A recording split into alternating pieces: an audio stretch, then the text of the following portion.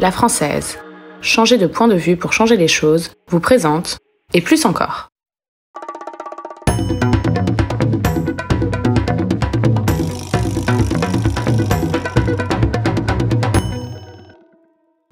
Ravi de vous retrouver après cette trêve estivale pour une nouvelle émission et plus encore le magazine des professionnels de la finance et de la gestion de patrimoine sur H24 Finance comme à l'accoutumée, mais également sur LinkedIn et sur YouTube. D'ailleurs, si vous voulez suivre nos actualités et nos vidéos, n'hésitez pas à vous abonner à la page et plus encore sur LinkedIn et à notre chaîne YouTube et plus encore. Nous sommes ensemble aujourd'hui pendant une petite heure avec une émission qui aura les marchés financiers comme principal fil directeur. Le seul qui pourra nous en détourner, c'est Georges Delataille que l'on retrouvera tout à l'heure à l'occasion de sa revue de presse. Juste après cette dernière, nous aurons la dernière réunion de l'année du G3 Bourse où nous parlerons des arbitrages de nos experts sur les marchés avec l'inflation, la récession et les politiques des banques centrales. Seront avec nous Frédéric Leroux de Carmignac Gestion, Éric Bertrand de Ophi Asset Management et Jean-Louis Delay de Crédit Mutuel Asset Management. Mais on commence cette nouvelle saison comme à l'accoutumée et avec grand plaisir avec le point marché de Nadine Trémolière.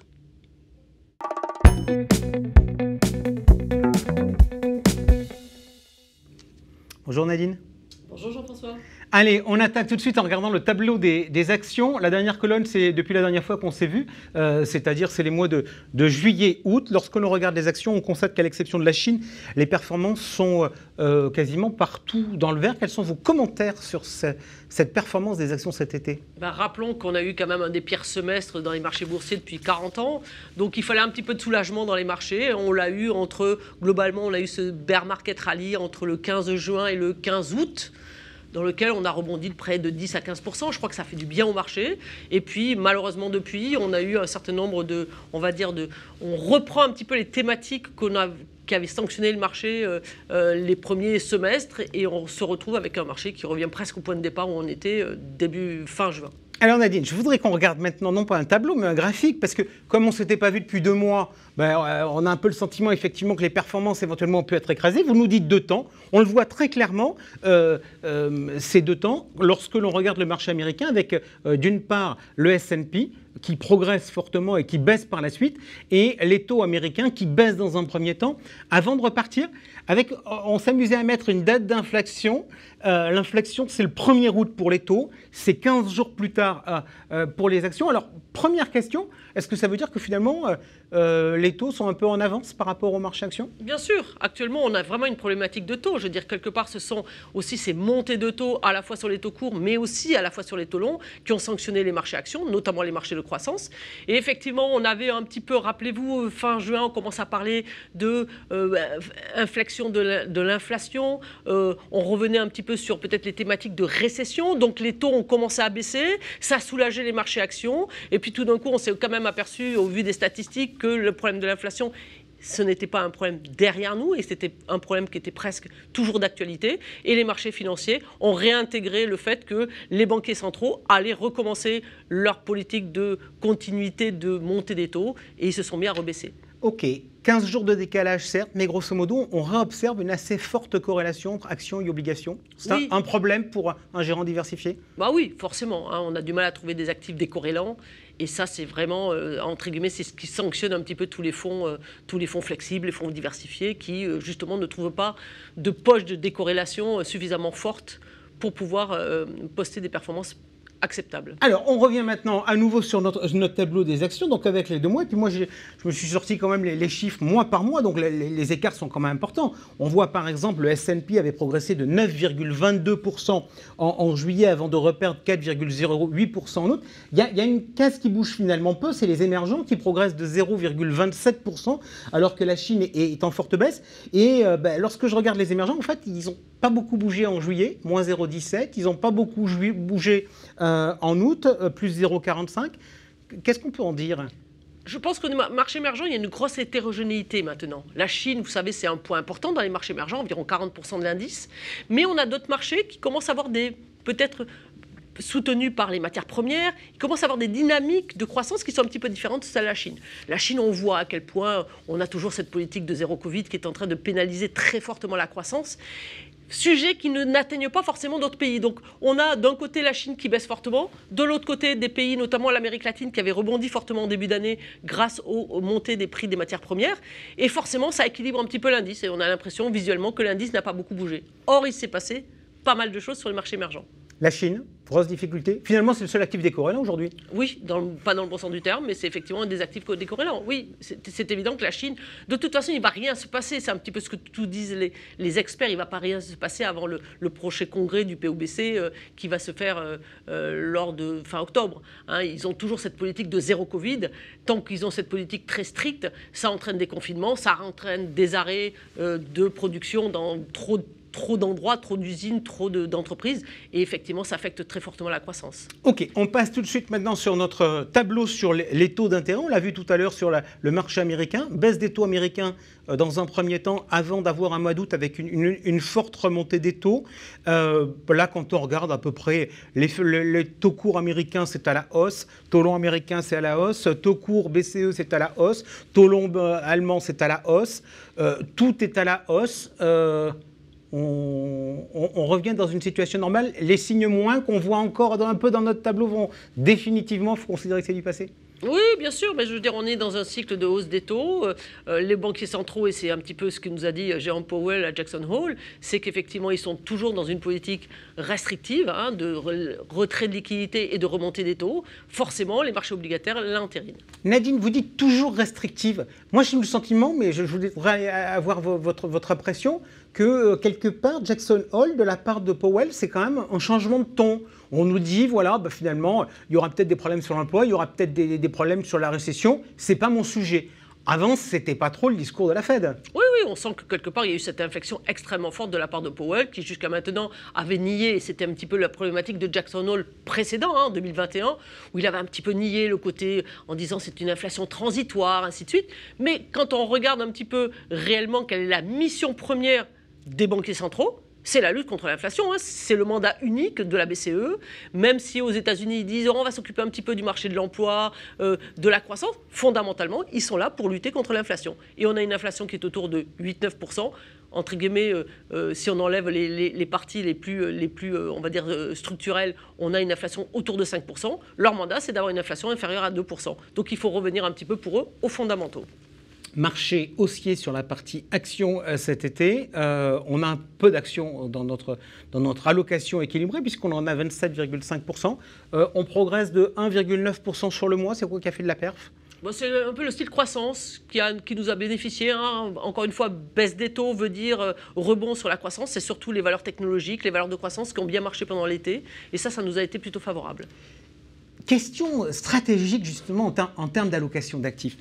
On voit bien que les marchés actions sont volatiles, les marchés taux qui traditionnellement ne l'étaient pas sont en train de devenir, les corrélations sont en train de se remettre en place entre ces actifs-là. Ça m'amène à me poser une question sur les équilibres qu'on a envie d'avoir entre le côté et le non-côté. Parce qu'on a une allocation d'actifs où il y a 50% de fonds en euros, ce qui est pas mal pour une allocation d'actifs équilibrée. On a aussi de l'immobilier. Est-ce qu'on se dit qu'on sent bien que l'avenir, il n'est pas forcément très rigolo. Est-ce qu'on a envie de jouer l'équilibre entre côté et non-côté ? Oui, c'est ce qu'on est en train d'essayer de mettre en place en ce moment. Hein. Vous n'êtes pas sans savoir qu'on a lancé de nouveau un produit, on a réouvert un produit de private equity sur les marchés européens. Et c'est vrai que notre tentation en ce moment, c'est de peut-être transformer ces allocations sur les actions européennes en non-coté, en considérant que la volatilité, tout le bruit qu'on a sur les marchés européens, qui risque de perdurer encore un certain nombre de mois, va peut-être être plus absorbé par du private equity. Donc on a plutôt tendance, effectivement, dans cet environnement-là, de peut-être favoriser les actifs non cotés aux actifs cotés qui subissent forcément peut-être trop de volatilité. Ça veut dire qu'on fait un arbitrage ? Oui. On fait un arbitrage et on enlève la partie, on va dire, environ 12,5%, entre 12,5% et 15%, qui était actuellement investie dans les marchés actions européens vers du private equity. Ok, donc ça veut dire que sur la partie fonds actions, on va finalement garder que de l'international, soit à travers des thématiques, soit à travers des zones géographiques spécifiques? Oui, l'émergent. Moi, je garde toujours un petit peu d'émergent parce qu'encore une fois, on voit très bien la Chine à quel point on commence à être sur des niveaux extrêmement bas sur la Chine. On a eu un rebond en début de mois, de trimestre, d'année qui a été effectivement un petit peu écrasé sur l'été. Mais je pense que c'est un potentiel à ces niveaux-là de valorisation. Je pense qu'il faut toujours en garder un petit peu, oui. Arbitrage donc sur le segment des actions européennes du côté coté vers le côté non coté avec, d'ailleurs vous pouvez les revoir parce qu'ils sont passés en plateau cet été, vous pouvez les revoir sur et plus encore Latifa Kama et Martin Alix qui était venu nous parler de la V2 de Primopact. Merci Nadine. Tout de suite la revue de presse de Georges Delataille.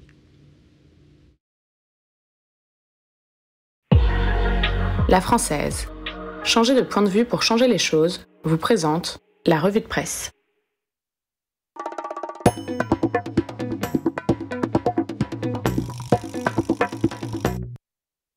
Bonjour Georges, alors quel a été l'événement majeur de l'été ?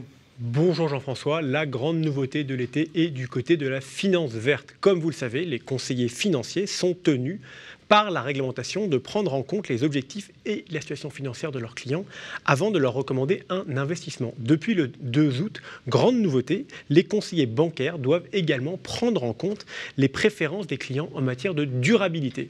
Cette même obligation s'appliquera au CIF à partir du 1er janvier 2023. Alors j'imagine qu'on en parlera lors de notre prochain club de la finance autrement. Je vous donne dès à présent le jour et l'heure. Ce sera le 4 octobre à 18h. Oui, et d'ici là, je pourrais peut-être vous donner des nouvelles sur l'autorégulation dans le courtage. En effet, l'ANCDGP, coup de tonnerre, a déposé un recours devant le Conseil d'État avec une question prioritaire de constitutionnalité. Il considère que cette réforme est contraire à la DDA et est discriminante à rebours. Nous devrions avoir la réponse à cette QPC avant la fin septembre. NDIA, l'association portée par Planète CSA, le GCAB et l'APIC, a recommandé en attendant à ses adhérents de différer leur adhésion. Voilà, ça c'est valable pour les adhérents qui exercent déjà, parce que pour les nouveaux adhérents, il faut le papier pour aller voir l'ORIAS. Revenons maintenant, si vous le voulez bien, à l'un de vos sujets marronniers, H2O. Vous avez des nouvelles ? Oui, pour mémoire, il y a plusieurs milliers d'épargnants qui avaient une partie de leurs économies qui était bloquée, qu'H2O ne pouvait pas leur rembourser, qui étaient dans des fonds de cantonnement. Et bonne nouvelle, Lars Winders s'est engagé à verser plus de 500 millions d'euros dans les prochaines semaines. H2O pourrait donc procéder à une première distribution auprès de ses épargnants dont les économies sont gelées dans les fonds de cantonnement. Espérons qu'il tiendra parole, ce n'a pas toujours été le cas dans le futur. En tout cas, on peut le souhaiter aux équipes d'H2O pour qu'elles puissent échanger avec les CGP sur d'autres sujets que ces sujets anciens. Allez Georges, je vous sais à la mode, à la différence de moi, quelles sont donc les tendances du moment ? Oui, une première tendance, ce sont les cryptos. Et c'est une tendance un peu illogique quand on sait que la star des cryptos, le Bitcoin, a tout simplement perdu 65% depuis le début de l'année. Et pourtant, le marché est encore évalué à 1000 milliards de dollars, porté par un engouement très fort tant des particuliers que des professionnels. Les analystes constatent d'ailleurs que, plutôt que se retirer, de nombreux crypto-investisseurs ont au contraire profité pour renforcer leur position dans une perspective de placement à long terme. Le crypto est donc très tendance. Rien à voir, mais tout aussi tendance, la philanthropie. Oui, c'est un sujet très à la mode, souvent galvaudé, on en entend parler dans tous les sens. Et notre partenaire diffuseur, H24, a mis en avant 3 belles initiatives dans le cadre de leur Grand Prix de la Finance 2022. De belles sociétés qui peuvent aussi être généreuses. Nous commençons par Eleva Capital, qui a la fondation Eleva Capital.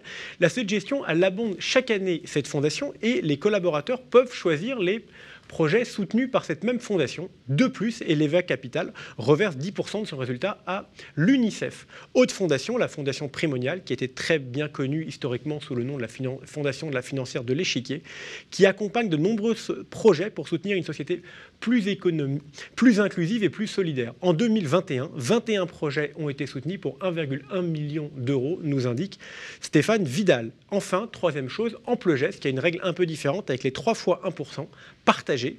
1% de leur chiffre d'affaires est donné. 1% du temps de travail est donné des salariés à des chantiers solidaires. Et enfin, transmettre 1% du temps de travail est utilisé pour du mécénat de compétences. L'ensemble de ces 3% représente plus de 1 million d'euros sur les dernières années. En revanche, s'il y en a qui ne sont pas, mais pas du tout à la mode, encore pire que moi, c'est les plans d'épargne logement. Oui, le gouverneur de la Banque de France, il est d'accord avec vous et il critique ce produit qui est rémunéré beaucoup trop avec une durée viagère. C'est au tour de la Cour des comptes d'aller dans le même sens que lui et de dire dans son rapport sur l'épargne réglementée publié la semaine dernière que le PEL est détourné de l'objectif historique d'accession à la propriété pour devenir un produit d'épargne de long terme. Selon l'institution, les PEL anciens s'apparentent à une véritable rente au bénéfice notamment des bénéficiaires âgés détenant des encours élevés. Et il recommande tout simplement de réfléchir à comment le supprimer. À la clé, c'est une manne de plus de 100 milliards d'euros que pourraient aller draguer et récupérer les CGP. Alors cette manne, c'est bien, il faut le reconnaître. En revanche, modifier les règles pour la crédibilité du système et l'encouragement à investir à long terme, c'est franchement bif-bof. Georges, on termine comme à l'accoutumée avec les différents mercatos. Oui, alors on va commencer par un mercato capitalistique, une première opération avec Magna Carta qui change d'actionnaire et qui maintenant se rapproche du groupe April. Je ne peux que vous recommander de regarder l'interview de Vincent Courroyer, président de Magna Carta, que nous avons fait au mois de juillet et que vous pouvez retrouver en ligne. Un autre achat, celui de Zenith Capital par Cristal. Un mercato, ce sont aussi des hommes, avec l'arrivée de Maxime Gohin comme directeur associé chez Capital Management France. Un mercato, ce sont aussi des dates, avec fin septembre, tout le monde connaît, Patrimonia, ça ne change pas, c'est toujours incontournable. Enfin, si vous souhaitez que nous relayions vos informations, si vous souhaitez nous partager des informations, n'hésitez pas à nous écrire, c'est très simple, rédaction@etplusencore.com. Merci beaucoup Georges, on vous retrouve le mois prochain pour une nouvelle revue de presse. En attendant, maintenant, c'est l'heure de notre G3 Bourse avec les recommandations et les arbitrages de nos experts.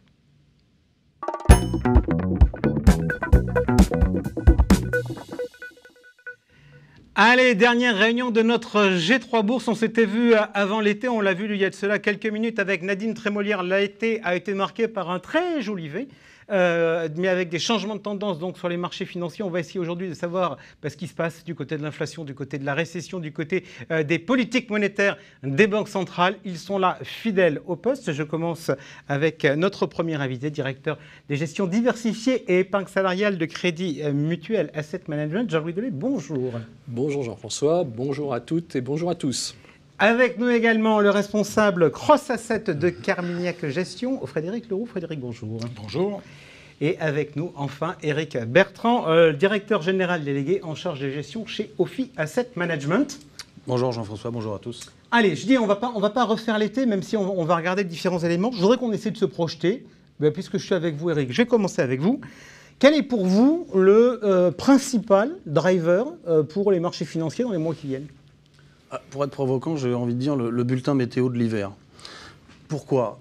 Aujourd'hui, on est dans une forme d'incertitude entre l'inflation héritée de la crise de l'énergie, combien de temps elle va durer, derrière la réponse des banques centrales et donc leur serment monétaire qui va être associé pour lutter contre cette inflation et donc l'impact qu'on va avoir sur la croissance en termes de force de la récession due à ce resserrement. Du coup, la question revient dans la prévisibilité beaucoup sur la consommation énergétique et comment cette crise va se résoudre. On sent bien, sans être un spécialiste absolu, que cette crise énergétique va être fonction du besoin énergétique. On a vu l'OPEP qui a commencé par réduire un petit peu sa production aujourd'hui pour simplifier tout. Aujourd'hui, compte tenu des taux de remplissage dont on nous parle beaucoup depuis quelques semaines, des réapprovisionnements divers et variés des pays européens, eh bien, la dureté de l'hiver et donc le besoin d'appel à l'énergie pour avoir plus ou moins de coupes sera assez important, je dirais, dans la volatilité qu'on va avoir sur les marchés. Donc ça sera un indicateur qui va sûrement nous animer dans les mois qui viennent. Alors j'entends, Éric, j'entends le message. Vous savez qu'on essaie toujours de faire de l'information et d'aller au bout du service. Les prévisions météo, je vous les donne. Alors, je vois que ça sourit sur le plateau. Très sérieusement, en fait, quand vous m'avez dit ça en préparant l'émission, j'ai contacté Météo France. Donc Météo France qui m'a indiqué qu'il y avait des informations publiques. Il y a des clients qui achètent des prévisions météorologiques à moyen long terme, mais il y a des informations publiques. Il y a un bulletin qui est publié tous les mois sur les prévisions pour la France et pour l'Europe c'est pas pour donner la température au jour le jour, c'est pour donner des tendances. On regarde tout de suite en image le résultat pour les 3 prochains mois. C'est donc septembre, octobre, novembre. Probabilité qu'il fasse plus chaud que les normales de saison, 50%. Probabilité qu'on soit conforme aux normales de saison, 30%. Probabilité qu'on soit plus froid, 20%. Donc on couvre jusqu'au mois de novembre. Je précise que c'est des probabilités.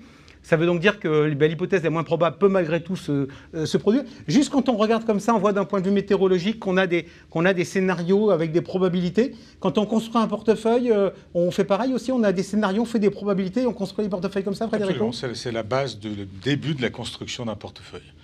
Idem chez vous? Pareil, exactement. Scénario central avec une probabilité forte et puis un plan B quand même qui reste qui est aussi possible et sur lequel on peut switcher éventuellement. Ok, alors on voit donc que la probabilité c'est donc plutôt un hiver plus chaud donc pour l'instant, donc ça serait plutôt une bonne nouvelle. Frédéric Leroux, je voudrais vous faire réagir au propos d'Éric qui nous dit dans son raisonnement le prix de l'énergie, ça va avoir un impact sur l'inflation. L'inflation, ça va avoir un impact sur la politique des banques centrales. Est-ce que ça a du sens de lutter contre l'inflation avec des hausses de taux si on a une inflation énergétique? C'est une question qui est extrêmement compliquée.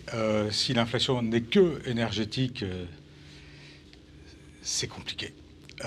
Ce qu'on voit aujourd'hui, quand même, et qui facilite un petit peu la décision des banques centrales, c'est que, en tout cas dans le monde, en tout cas aux États-Unis, le poids de l'inflation énergétique, finalement, devient un petit peu, pas secondaire, mais juste est une composante par rapport à une inflation qui se généralise, notamment avec des salaires, une boucle salaire-prix qui commence à se faire jour. On a des augmentations de salaire qui sont les mesures les plus réelles qu'on a là-bas, c'est 7% quand même, hein. En Europe, on n'est pas encore là, on va être en retard là-dessus, mais on imagine bien qu'une fois que le rattrapage des prix par les salaires va commencer, on sent déjà venir un petit peu d'énergie pour défendre la position du salaire réel, hein. Donc, il est certain que lutter contre la hausse des prix de l'inflation, des prix de l'énergie, ça a un sens. Mais la vraie difficulté qu'on a aujourd'hui, c'est que cette hausse des prix a un effet surtout sur l'offre, plutôt que sur la demande. Et gérer une inflation par l'offre, c'est extrêmement compliqué pour une politique monétaire. On est dans un nouvel environnement et on réapprend tous à gérer cet environnement par rapport à tout ce qu'on a connu depuis 40 ans. Ok. De quoi il faut avoir le plus peur? Est-ce qu'il faut avoir le plus peur de l'inflation? Est-ce qu'il faut avoir le plus peur de l'étape qu'évoquait tout à l'heure Éric Bertrand, la récession? On vous a posé la question, comme on le fait maintenant, avant chaque émission, pour un peu avoir votre sentiment. Le sentiment des CGP aujourd'hui, c'est que le risque le plus probable, c'est la récession économique, à 56% contre 52% au mois de juin, alors que pour l'inflation, on est à 32% contre 39% au mois de juin. Jean-Louis Delay, de quoi il faut avoir le plus peur? De l'inflation ou de la récession? Alors, les deux sont préoccupantes, mais je dirais pour compléter un peu le propos de Frédéric, ce qui me semble que la Fed va beaucoup monitorer, c'est effectivement les créations d'emplois aux États-Unis, hein. Aujourd'hui, c'est vrai qu'on a 6 millions de chômeurs environ encore aux États-Unis. On a beaucoup plus d'offres d'emploi que ça disponibles. Et effectivement, on a quand même des rythmes de création. On a vu 315 000 créations d'emplois encore qui sont arrivées. C'est un rythme encore assez soutenu. Il faudrait idéalement que ça tombe vers 150 000, en dessous de 100 000 peut-être, pour que la Fed mène une politique monétaire moins agressive. Donc ça, je pense que la Fed va, outre les chiffres d'inflation, hein, il y a un chiffre important le 13 septembre qui va tomber, mais les créations d'emplois vont être aussi au cœur de la lecture de l'économie américaine par la Fed. Donc ça, c'est important. Et donc, aujourd'hui, on a des hausses de salaire effectivement toujours significatives, toujours importantes, mais on va voir la prochaine réunion de la Fed. Il est probable quand même qu'on ait une hausse encore très forte de 75 points de base à ce moment-là. Comme grâce à Eric, on a commencé en regardant la météo. Je voudrais justement qu'on essaie un peu de sortir des réflexions purement financières. Frédéric nous parlait tout à l'heure des augmentations potentielles de salaire. Vous évoquiez la position de la Fed avec les créations d'emplois. Est-ce qu'on est véritablement dans le même schéma que dans les années 70 où finalement, parce qu'il y avait de l'inflation, il y avait des gens qui étaient au boulot et qui levaient le doigt en disant moi je veux une augmentation parce que il faut que je boucle mes fins de mois. Ou est-ce que finalement, il n'y a pas aujourd'hui quelque chose d'autre qui est en train de changer, c'est-à-dire la relation de l'individu au travail, qui fait qu'il y a toute une partie de la population qui n'a pas envie d'y aller pour le montant qu'on lui propose. Éric Bertrand. Vaste question.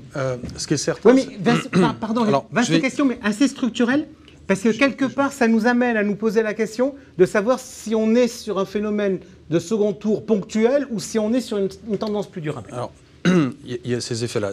Très clairement, le Covid a fait muter une situation qui était déjà un peu déséquilibrée, avec, je dirais, un rapport au travail où on fait des études, on rentre dans une entreprise, on fait toute sa carrière dedans. Avec le chômage de masse en Europe, le contrat social a été rompu. Je dirais que le Covid précipite un peu ces effets-là, avec beaucoup de gens qui prennent du recul par rapport à cette situation. Et ce qui fait que la masse disponible salariale qui peut travailler c'est réduit de facto pour des raisons culturelles. On le voit bien aux États-Unis où, jusqu'au dernier chiffre, il y avait un problème de retour à l'emploi de tout un tas de gens qui s'étaient mis en retrait. Alors la demi-bonne nouvelle, c'est que visiblement, il y a des gens qui reviennent sur le marché de l'emploi, qui ressortent, je dirais, de leur retraite que le Covid avait provoqué. Mais très clairement, le rapport au travail a changé, et ça, dans toutes les abacs des banquiers centraux, c'est pas forcément une évidence.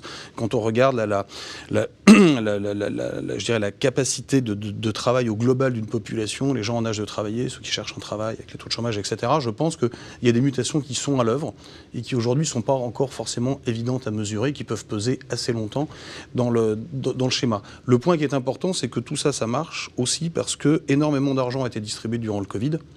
Il y a eu un surcroît d'épargne, pas toujours heureusement investi, et on le voit dans les taux d'épargne aux États-Unis, on l'avait évoqué en juin à surveiller, on a vidé une grande partie de la poche de surépargne accumulée pendant le Covid. Donc maintenant, soit on tape dans l'épargne, un peu plus, mais il faut avoir confiance dans l'avenir, soit on retourne bosser. Jean-Louis Delay, en rebondissant sur la question que je disais, mais c'est important cette question parce que ça permet de voir si l'inflation elle est ponctuelle ou si elle devient structurelle. Vous, votre sentiment, on voit que les banquiers centraux disaient bon c'est ponctuel, là maintenant ils disent ça va être durable mais on finira vite par normaliser. Vous êtes en train de vous dire on a une normalisation dans les 3-4 ans ou vous vous dites que le phénomène peut être plus durable ? Sur l'inflation. Sur l'inflation. Sur l'inflation. Alors, nous, on voit plutôt déjà une récession technique en fin d'année aux États-Unis, en Europe. Donc, deux trimestres de croissance, dernier trimestre et premier trimestre 2023. Après, sur la normalisation de l'inflation, la cible de 2%, très clairement, c'est pas pour l'année prochaine. Ça va durer. Les plus optimistes parlent du deuxième semestre 2024. Bon, ça reste, on est déjà assez loin. Mais ce qui est quand même probable, c'est qu'on va avoir, comme je l'avais déjà dit il y a quelques mois, on va quand même avoir un effet de base favorable pour nous, puisque, si vous vous rappelez, le prix des matières premières industrielles, agricoles, énergétiques avait explosé suite à la guerre, au début de la guerre en Ukraine, donc c'est-à-dire février-mars. Bon.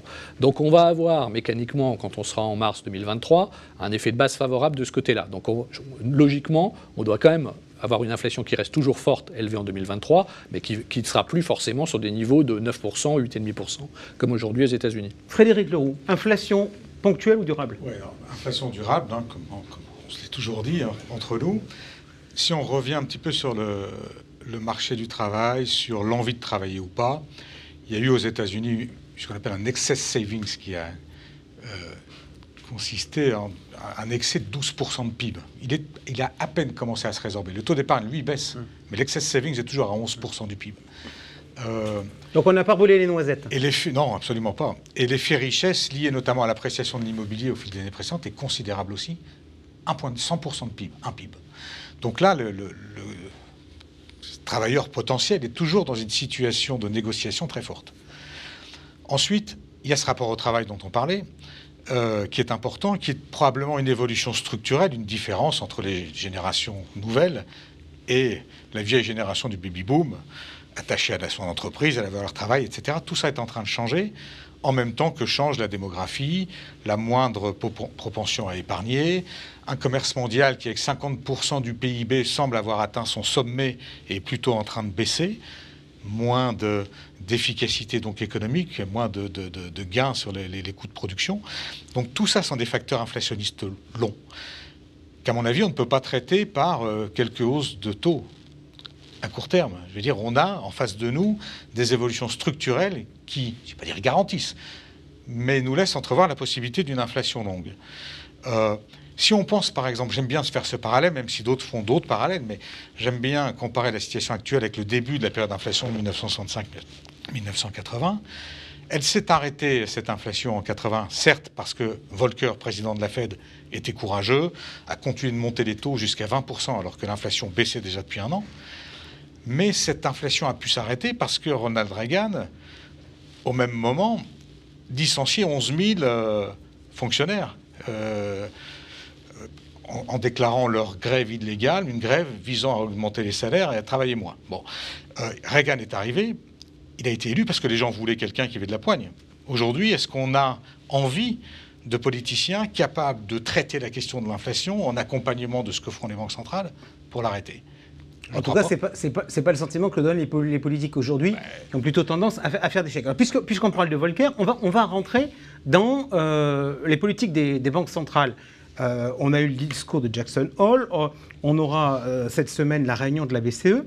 On s'est amusé à poser la question, et je vais vous la poser, mais on l'a posé la question au CGP, de la lisibilité des politiques de la Banque centrale américaine et de la Banque centrale américaine. Il y a une note sur 5, et on constate quoi?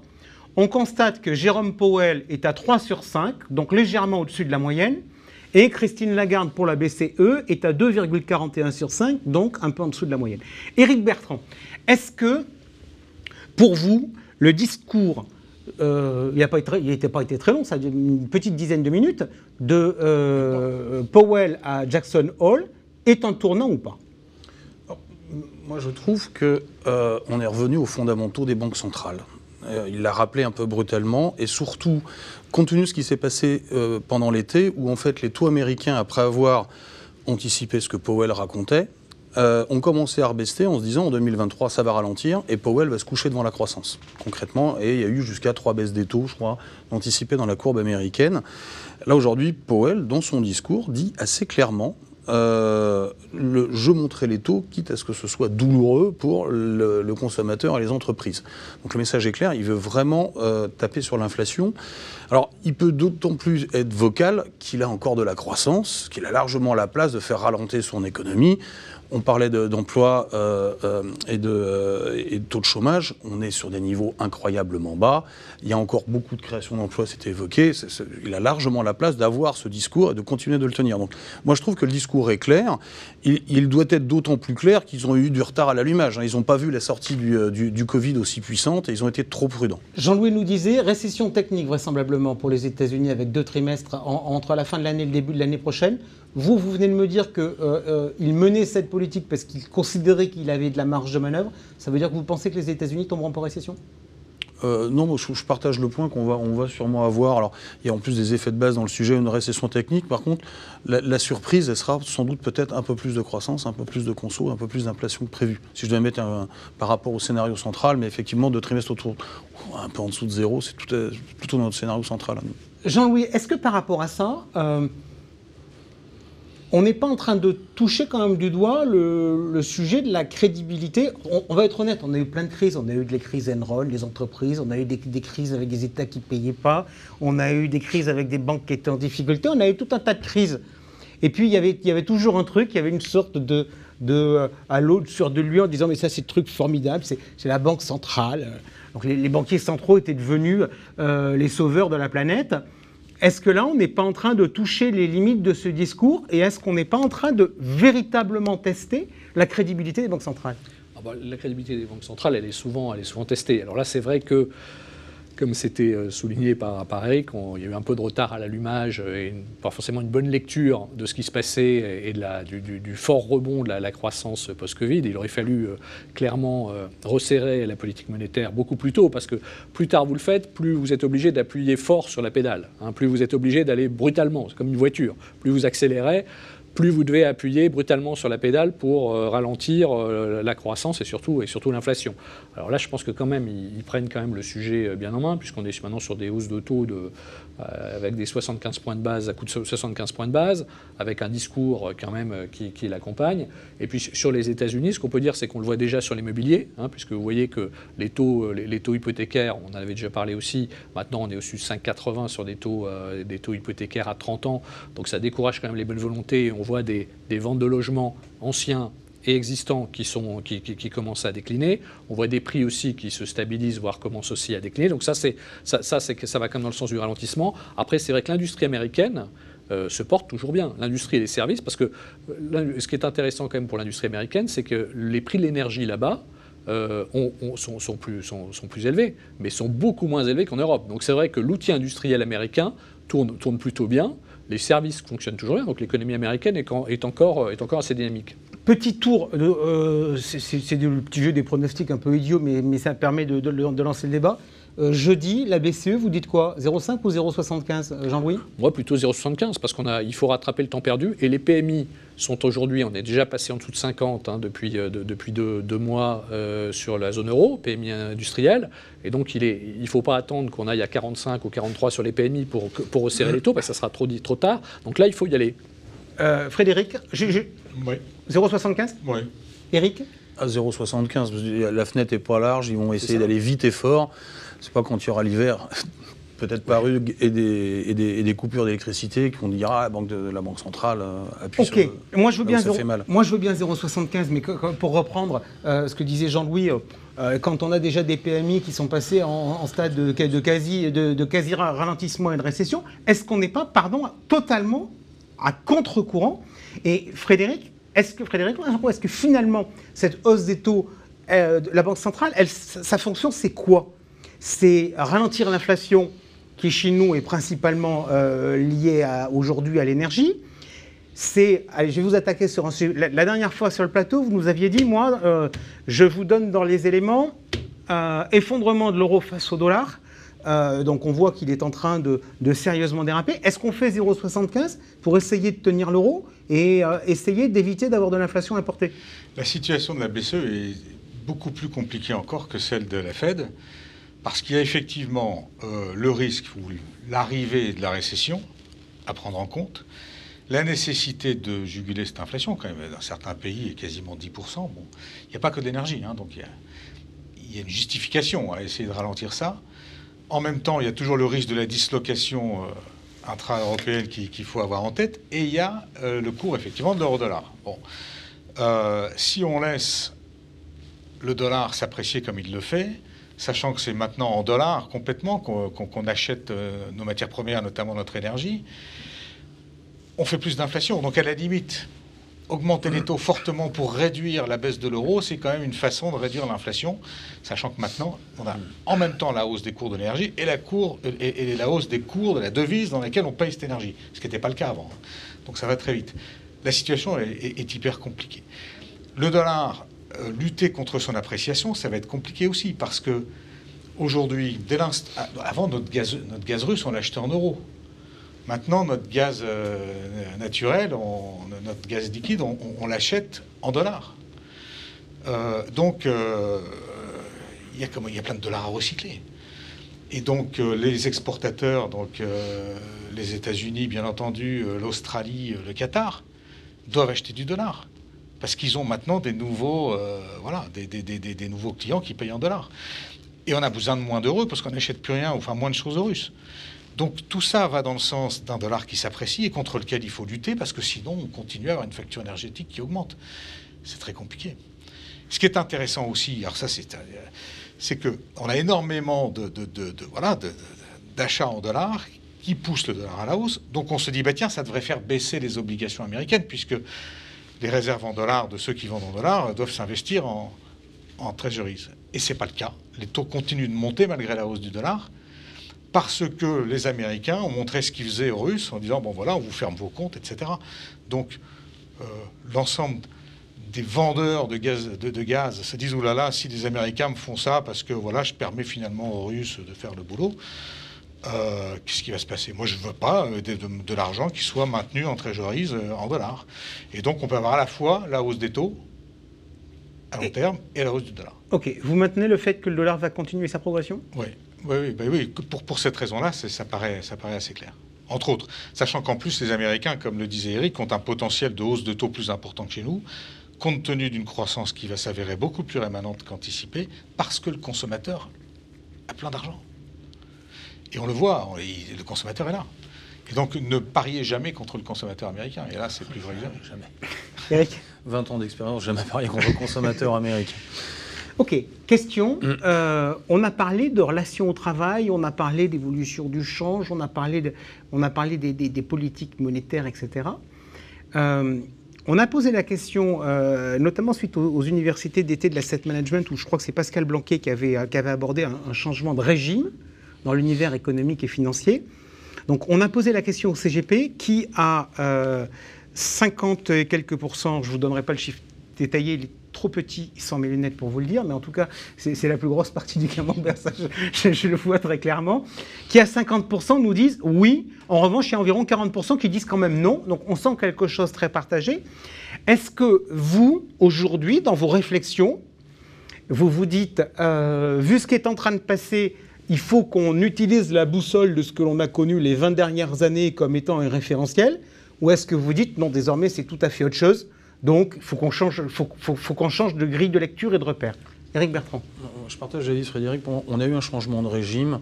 L'inflation qui avait disparu depuis longtemps est de retour. Elle est ressortie du tube de dentifrice. C'est pas qu'une inflation matière première. Et on commence à avoir une boucle prix-salaire. Et là, on a un changement de régime, de fonctionnement des marchés, parce qu'on était habitué à ne plus tenir en compte, prendre en compte cette inflation. La réaction des banques centrales revient à ce à quoi elles fonctionnent, c'est-à-dire que notre premier mandat, surtout en Europe, un peu à la différence des US, c'est l'inflation, ce sera contre la croissance. Là, on a un changement, la fonction de réaction de la Banque centrale reste la même, par contre, l'univers auquel elle s'applique a changé. Le point qui est important, c'est que je pense que les banques centrales, dans les 40 dernières années, avaient une deuxième fonction qui était celle de pompier salvateur dès qu'il se passait quelque chose. Pour l'instant, on a des sujets de croissance et d'inflation, donc les banquiers centraux réagissent comme tels. Si on avait des sujets de stabilité financière, ce qu'aujourd'hui, pour moi, on n'a pas, je pense qu'elle reprendrait cette casquette de pompier, compte tenu des impacts qui pourraient avoir lieu si maintenant ça arrivait dans ce type de situation. Jean-Louis, c'est le grand retour de la Bouba? On peut voir ça comme ça, non, mais c'est vrai que le retour de la stabilité des prix, enfin les banques centrales disent clairement, la priorité numéro 1, c'est la lutte contre l'inflation, c'est plus de soutenir la croissance, que ce soit aux États-Unis ou en Europe. Et effectivement, on a des marchés qui sont devenus beaucoup plus volatiles. Quand on parle de changement de régime, la volatilité sur les marchés de taux cette année, avant, on avait des taux qui étaient bas et faiblement volatiles pendant plusieurs années. Et là, on a retrouvé des marchés obligataires qui sont volatiles. On peut prendre 10 centimes sur les taux longs dans une journée facilement aujourd'hui. La volatilité est de retour sur les marchés de taux. Il va falloir qu'on s'y habitue. Oui. L'inflation, en fait, permet la volatilité du cycle économique, compte tenu de ce qu'elle impose aux banquiers centraux dans leurs actions. Et donc cette volatilité du cycle se traduit complètement sur l'ensemble des marchés. Et c'est vrai que les mouvements sur les taux cette année, c'est considérable. Mais on ne l'avait pas vu depuis longtemps. Frédéric, est-ce qu'on se dit, parce qu'on voit bien les anticipations de marché, on dit mais ça va monter, mais après dès qu'il y aura un petit pet, ils vont rebaisser, etc. Vous y croyez ou pas? J'y crois pas parce que je pense qu'il y a trop de raisons structurelles à une inflation durable. Et des raisons structurelles comme la démographie, vous ne la traitez pas par une hausse des taux courts une fois pour toutes. Donc la question du pic d'inflation, c'est une question idiote? Un peu. Oui, parce que c'est des pics successifs auxquels faut se préparer, et non pas un pic. Les marchés ont vraiment le sentiment qu'il y a un pic très, très, très marqué, qu'on va revenir vers 3 à 2,5 aux États-Unis, 3 dans 9 mois, 2,5 dans 1 an et demi, et qu'après c'est fini. Et j'y crois pas du tout. Ce qui a permis la baisse de l'inflation pendant 40 ans, c'est une démographie épargnante, c'est une main-d'œuvre pas chère, grâce à une démographie chinoise aussi qui forçait les autorités à embaucher des jeunes à presque rien en salaire et donc à pouvoir exporter pas cher dans le monde entier. Ça, c'est fini. C'est un nouveau monde, c'est structurel, ça se traite pas par des hausses de taux courts. Donc il faut s'habituer à un schéma inflationniste qui va suivre le cycle économique, qui va s'amplifier du fait de l'inflation. Et il y aura des moments où il faudra être très très défensif, comme en ce moment, parce que les taux sont encore en train de monter, etc. À un moment donné, on va pouvoir anticiper vraiment un reflux d'inflation. Là, on va racheter des valeurs de croissance, on va acheter des obligations, on va acheter de la maturité, de la duration. Mais plus vite que les autres, il faudra réanticiper le début d'une deuxième hausse. Alors ça m'amène à une question à laquelle vous allez tous répondre très rapidement dans vos process de travail. On a posé la question de savoir, vis-à-vis du patrimoine des clients, quelle était l'attitude des CGP. On constate que finalement, il y a un pourcentage qui est à ne faire aucun arbitrage en se disant manque de visibilité, c'est très volatile, donc on ne bouge pas. Et puis on constate en revanche, on a constaté par rapport au mois de précédent qu'il y avait beaucoup plus de gens qui faisaient moins d'arbitrage, justement à cause de ça. Vous aujourd'hui, dans ces environnements, dans vos gestions, vous vous dites qu'il faut faire quoi? Il faut être ultra flexible en se disant dès qu'il y a une petite risée quelque part, il faut tenter d'y aller, ou vous vous dites oh là là, ça va tellement vite, ça va tellement dans tous les sens que gardons plutôt des positions longues et évitons les portes de saloon parce qu'elles peuvent parfois le faire très mal. Jean-Louis. Moi, je pense qu'il faut surtout arriver à trouver des actifs qui sont décorrélés des marchés d'actions et de taux qui sont devenus plus volatiles. C'est ce qu'on a essayé de faire. Donc, d'une part, le dollar, par exemple. Mais avant qu'on rentre ça, juste, on va rentrer dans le détail des classes d'actifs. Est-ce que l'on acte la corrélation forte désormais des taux et des actions? On a vu le mois d'août, les taux remontent, les actions baissent simultanément. Est-ce qu'il n'y a plus de pouvoir de décorrélation entre les taux et les actions quand on construit un portefeuille diversifié? C'est typiquement la résultante de l'inflation. L'inflation va recorréler les actifs. Voilà. Il y a deux questions. Il y a soit les décorrélés, c'est qu'ils fonctionnent en prix de façon indépendante, et il y a anti-corrélé. Donc c'est zéro, corrélation égale à zéro, voilà, quand on est indépendant. Voilà, ou alors c'est qu'au contraire, est-ce que mon portefeuille obligataire va me protéger de mon risque pris sur les actions? Et là, rien n'est moins sûr, on l'a vu, on peut être perdant sur les deux tableaux. Donc d'où l'importance de trouver des actifs qui vont être orthogonaux en prix à ce qu'on a en portefeuille. Alors, on va maintenant parler allocation d'actifs de manière très simple, entre les classes d'actifs cash, taux et actions. Aujourd'hui, qu'est-ce que vous avez tendance à surpondérer dans les grandes familles sans encore rentrer dans le détail? Jean-Louis, les positions chez Crédit Mutuel Asset Management? Alors, nous, on est assez prudent encore sur les actions aujourd'hui. On l'est depuis mi-février, donc on est resté comme ça. Parce que ça a coûté un peu de performance cet été, mais enfin, c'est en train de se normaliser. Perf relative cet été, mais c'est en train de se normaliser. Sur les obligations, on a eu tendance à réinvestir un petit peu parce que les taux d'intérêt sur certains segments obligataires nous semblent aujourd'hui relativement attractifs. Les obligations américaines, les obligations chinoises. Enfin, je ne vais pas trop détailler, peut-être qu'on y parlera, on parlera après. Mais les obligations chinoises, en tous les cas, étaient très, très intéressantes cette année, parce que vous avez eu le yuan qui s'est apprécié. Plus donc retour sur les taux. Retour sur les taux et un peu plus de cash en ce moment dans les portefeuilles. Frédéric. Donc. Alors, nous, on a beaucoup de dollars. C'est-à-dire que l'ensemble de notre gestion globale ouverte internationale est exposé au dollar à concurrence de nos investissements en actions ou en obligations en dollars, pas de couverture. Ça veut dire pour un fonds, c'est 50-60% d'exposition en dollars, ce qui est un élément très favorable cette année. Sur les actions, on a un niveau de couverture qui est important. On a 5 à 10% d'exposition en bêta. D'accord, donc ça veut dire que vous avez des titres. Vous avez des titres et ils sont couverts. Et ils sont couverts à travers des indices géographiques importants. Et sur les obligations, plutôt une maturité à peu près, une duration zéro, parce que le marché doit encore réaliser que l'inflation est plus durable que prévu. Donc les taux vont monter. Donc les taux longs, à 3%, quand vous avez une inflation à 9, même si elle descend à 5 ou à 4 ou à 3, je ne vois pas les taux longs descendre à 2. Je pense qu'ils vont descendre beaucoup moins que prévu, voire converger vers l'inflation.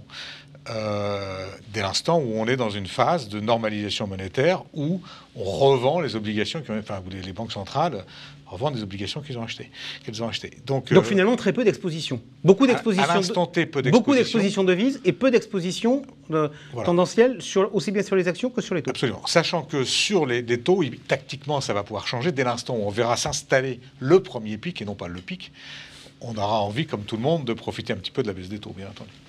Éric Bertrand. Il est important le point. C'est-à-dire qu'on a un momentum sur les taux qui peut être assez positif quand on va se dire en Europe, ça y est, le pire est passé. Après, ça ne va pas forcément se passer comme prévu dans la redescente, mais là, ça peut revenir assez significativement. Nous, sur les taux, on était assez dans le creux de l'été, là, quand on a vu cette rebaisse de taux, on était très, très négatif sur les taux d'intérêt. Là, globalement, on s'est mis à en racheter, parce qu'on trouve que le mouvement de remise à plat, de réaplatissement des courbes du côté de 3,25 aux US, là, on trouve qu'on commence à être beaucoup plus neutre à l'horizon des prochains mois. Sur une séquence plus longue, je ne les garderai pas forcément. Sur les obligations, nous, on aime bien, c'est le crédit. Parce que non seulement on a remis du taux, on a remis de la marge, je dirais un peu prosaïquement, on est payé pour attendre. Moi, des signatures de qualité à 3,5 ou du haut rendement à 6,5, 7. Pour l'instant, ça me va bien.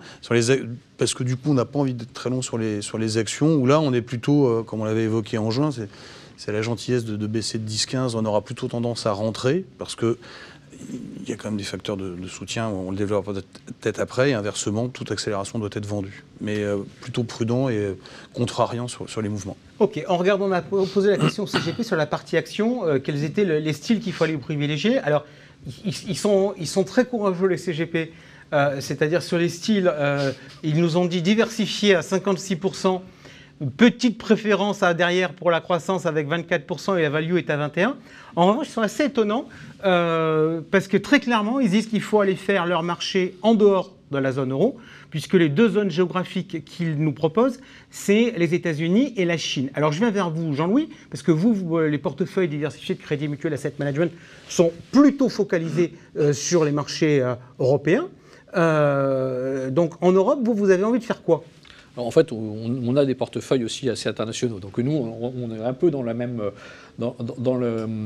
état d'esprit que les CGP, c'est-à-dire, et même plutôt un peu plus émergent. C'est à peu près c'est la zone qu'on préfère aujourd'hui. Plutôt les émergents. Les États-Unis sont sous... Quel type d'émergents ? Parce qu'en fait, on en discutait tout à l'heure avec Annie. Aujourd'hui, on a un peu... C'est un peu des choux et des carottes, les émergents, parce qu'on a des gens qui profitent des matières premières, voilà, on a des gens qui sont très croissance, etc.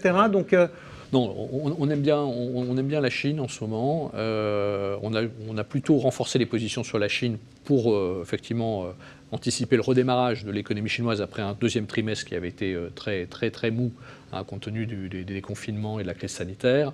On a une politique monétaire en Chine qui est accommodante, donc avec un soutien. C'est une des rares banques centrales qui n'est pas dans le mood de la Banque centrale européenne ou de la Réserve fédérale, mais qui est en train plutôt de mener une politique monétaire accommodante. Donc c'est pour ça qu'on a des obligations chinoises en yuan, parce qu'effectivement les taux chinois sont au plus bas, les taux à 10 ans chinois sont au plus bas depuis le début de l'année à 2,62, ils viennent de 3, donc on a gagné.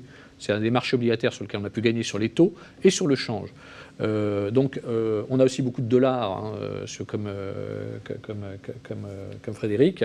Allez, je vais vous chercher sur de vos dadas que vous nous en parlez à toutes les émissions. Les valeurs de croissance. Alors les valeurs de croissance, ça reste, certaines valeurs de croissance restent intéressantes. Bon, il faut voir que ce qui se passe, ça va quand même être un accélérateur forcé de la transition énergétique. Enfin, je veux dire, on en parle, Repower EU, le plan aux États-Unis.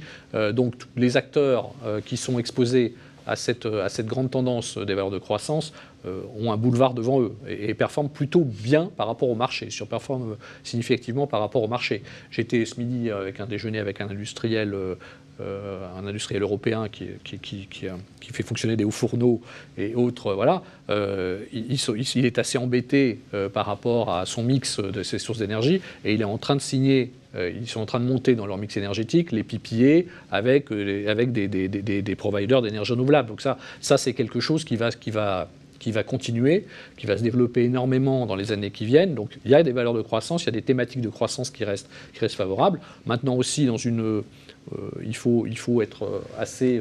Les valeurs énergétiques, les pétrolières, etc., sont intéressantes en ce moment aussi parce qu'il y a des cash flows importants. Mais qu'est-ce qu'on fait par rapport à ça ? Je veux dire, tout à l'heure, Georges nous disait que maintenant, il faut demander la préférence ESG client, etc. On se dit qu'il y a de l'argent à gagner sur l'énergie, on se dit qu'il faut être propre, on fait quoi ? Il faut trouver un équilibre. Et il ne faut pas être... Voilà, quand on gère des fonds ESG, il faut se limiter sa pondération. Enfin, nous, c'est notre politique. C'est limiter la pondération sur ces acteurs-là. Et aussi avoir à côté... Quand vous voulez être sur le secteur de l'énergie, vous pouvez aussi avoir des sociétés qui font du biofuel, des sociétés qui développent des énergies renouvelables, etc. Frédéric, on fait quoi ? dans ces contradictions qu'on a nous-mêmes. Oui, l'énergie est effectivement un thème majeur dans le contexte qu'on décrit de moyen terme avec du cycle et de l'inflation. Il y a dans les vieux producteurs d'énergie fossile des producteurs qui font les choses tout à fait bien, tout à fait en ligne avec ce qui est exigé aujourd'hui par les clients et les contraintes avec lesquelles nous vivons tous, qui, à côté des développements en énergie fossile, développent aussi de l'alternative, des sociétés de services pétroliers qui ont des solutions tout à fait intéressantes aussi et qui nous permettent des investissements tout à fait sincères dans l'ancienne industrie. Moi, je pense que tous les bons acteurs dans la production d'énergie fossile sont vraiment à regarder, puisque ce que traduit cette crise de l'énergie, c'est aussi un manque d'investissement réalisé chez les producteurs d'énergie fossile depuis au moins 10 ans, au rythme de 150 milliards de dollars par an. On peut imaginer que... Est-ce que c'est parce qu'on a trop servi les actionnaires à coup de dividendes et de rachats d'actions? Parce que c'est quand même l'industrie... Non, c'est parce que ça fait déjà des années qu'on demande à l'industrie, finalement, de faire moins d'investissements et de développer la production d'énergie par d'autres biais.